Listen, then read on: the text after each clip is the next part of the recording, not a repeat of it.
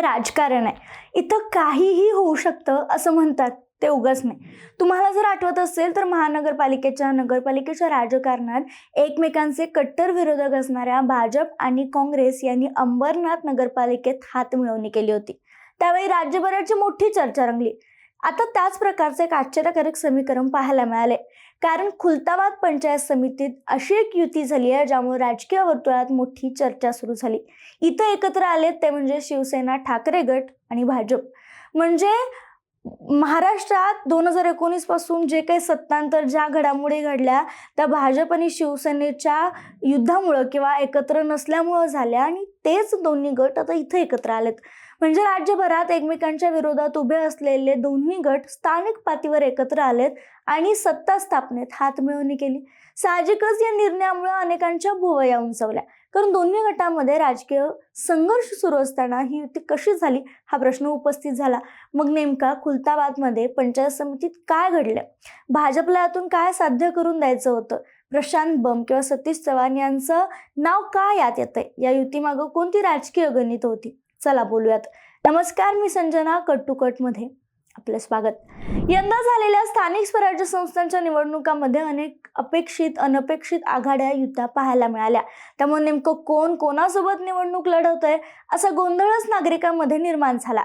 महानगरपालिका आणि नगरपालिका निवडणुकांमध्ये तर काही निर्णयांनी महाराष्ट्रातील अनेकांना धक्का दिला. उदाहरण द्यायचं झालं तर अंबरनाथ नगरपालिकेत सत्तेच्या समीकरणात ट्विस्ट पाहायला मिळाला, जेव्हा शिवसेनेला सत्तेपासून दूर ठेवत भारतीय जनता पक्ष, भारतीय राष्ट्रीय काँग्रेस आणि राष्ट्रवादी काँग्रेस पक्ष एकत्र आले. म्हणजे एकेकाळीच नव्हे तर आजही राष्ट्रीय आणि राज्य पातळीवर एकमेकांचे कट्टर विरोधक मानले जाणारे भाजप आणि काँग्रेस हे पक्ष स्थानिक पातळीवर एकत्र आल्यामुळे सगळ्यांनाच आश्चर्याचा धक्का बसला. या युतीची चर्चा संपूर्ण महाराष्ट्रात रंगली. नंतर ही युती तोडण्यात आली. या सगळ्या घडामोडींवर प्रतिक्रिया देताना देवेंद्र फडणवीस यांनी नाराजी व्यक्त केली आणि अशा प्रकारची युती करणाऱ्या स्थानिक नेत्यांवर कारवाई केली जाईल असंही स्पष्टीकरण दिलं. दुसरीकडे काँग्रेसनेही या प्रकरणात आपल्या 12 नगरसेवकांना निलंबित केलं होतं. पण या सगळ्या घटनांमुळे एक मात्र गोष्ट स्पष्ट झाली की राजकारणात परिस्थितीनुसार समीकरणं बदलतात आणि सत्तेसाठीही काही निर्णय घेतले जाऊ शकतात. आता असंच एक अनपेक्षित समीकरण पुन्हा पाहायला मिळाले, ते म्हणजे छत्रपती संभाजीनगर जिल्ह्यातील खुलताबाद पंचायत समितीत. इथं भारतीय जनता पक्ष आणि शिवसेना यांनी एकत्र येत युती केल्याचं चित्र समोर आले. त्यामुळे स्थानिक राजकारणात पुन्हा एकदा चर्चेला उधाण आले. खरं तर छत्रपती संभाजीनगर जिल्ह्यात जिल्हा परिषद असो किंवा पंचायत समितीच्या निवडणुका अनेक ठिकाणी भाजप आणि शिवसेनेनं बाजी मारली. त्यामुळे पंचायत समित्यांवर सभापती आणि उपसभापती पदांवरही त्यांचंच वर्चस्व राहिलं. 6 पंचायत समित्यांमध्ये भाजपचे सभापती झाले तर 3 ठिकाणी शिवसेनेचे सभापती झाले. पण एक ठिकाणी मात्र वेगळ्या कारणानं चर्चेत आलं, ते म्हणजे खुलताबाद पंचायत समिती. इथं सभापती भाजपचा झाला, पण राष्ट्रवादी काँग्रेस पक्षाला पूर्णपणे दूर ठेवत, अजित पवार गटाला दूर ठेवत छत्रपती संभाजीनगरमध्ये पंचायत समितीत एक वेगळीच घटना घडली. राष्ट्रवादी काँग्रेसला पूर्णपणे दूर ठेवत ठाकरे गटासोबत युती स्थापन करत पंचायत समितीवर स्वतःचा सभापती बसवण्यात आला. आता बघा, परस्पर गोष्टी इथं छत्रपती संभाजीनगरमध्ये पाहायला मिळाल्या. छत्रपती संभाजीनगर पंचायत समितीत झालं असं की भाजपचे कल्याण गायकवाड सभापती झाले. या निवडणुकीत झालं असं की या शिवसेनेमध्ये काही सदस्यांनी शिवसेनेच्या म्हणजे ठाकरे गटाच्या काही सदस्यांनी भाजपच्या बाजूने मतदान केलं. त्यामुळे भाजपचा उमेदवार जिंकला. या घडामोडीमुळे ठाकरे गटाचे अंबादास दानवे चांगलेच आक्रमक झाले.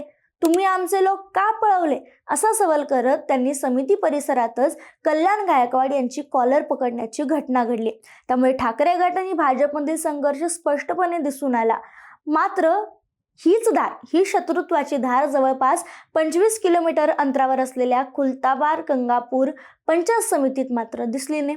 उलट तिथं राजकीय चित्र वेगळंच पाहायला मिळालं. 6 सदस्य असलेल्या खुलताबाद पंचायत समितीत भारतीय जनता पक्षाचे 3 सदस्य, राष्ट्रवादी काँग्रेस अजित पवार गटाचे 2 सदस्य आणि ठाकरे गटाचा 1च सदस्य निवडून आला. आता खरं तर इथं सत्ता स्थापनेसाठी भारतीय जनता पक्षाला राष्ट्रवादी काँग्रेस सोबत जाण्याचा पर्याय होता. अजित पवार गटासोबत ते जाऊ शकले असते. आकडेमोडी ही तशी जुळत होती. पण हा मार्ग न वापरता भाजपने ठाकरे गटासोबत जाण्याचा निर्णय घेतला आणि त्यामुळं खुलताबाद पंचायत समितीत एक अनपेक्षित समीकरण तयार झालं. ठाकरे गट आणि भाजप एकत्र आले. या युतीमुळे भाजपच्या सुनीता संजय खंडागळे यांनी सभापतीपदी निवडणुकीत बाजी मारली, तर उद्धव ठाकरे गटाने पाठिंबा दिल्यामुळे त्यांची निवड ही सहज झाली. सत्तेच्या वाटपाच्या सूत्रानुसार उपसभापतीपद मात्र ठाकरे गटाकडे देण्यात आलं आणि त्या पदावर मंदाबाई बद्रीनाथ वाकळे यांची निवड झाली. म्हणूनच खुलताबाद पंचायत समितीची ही युती चर्चेत आली. म्हणजे छत्रपती संभाजीनगर पंचायत समिती जिथं दानवेंनी एकाची कॉलर पकडली होती, तिथं मात्र फक्त 25 किलोमीटर लांब असलेल्या पंचायत समितीत ठाकरे आणि भाजप एकत्र आलं. या सगळ्यामागे एक मोठं स्थानिक कारणही होतं. अशी चुळबुळ सुरू आहे, ते म्हणजे प्रशांत बंब विरुद्ध सतीश चव्हाण. सतीश चव्हाण हे राष्ट्रवादीचे नेते असून त्यांनी यावर प्रतिक्रिया दिली. खरं तर हा जुना राजकीय संघर्ष आहे.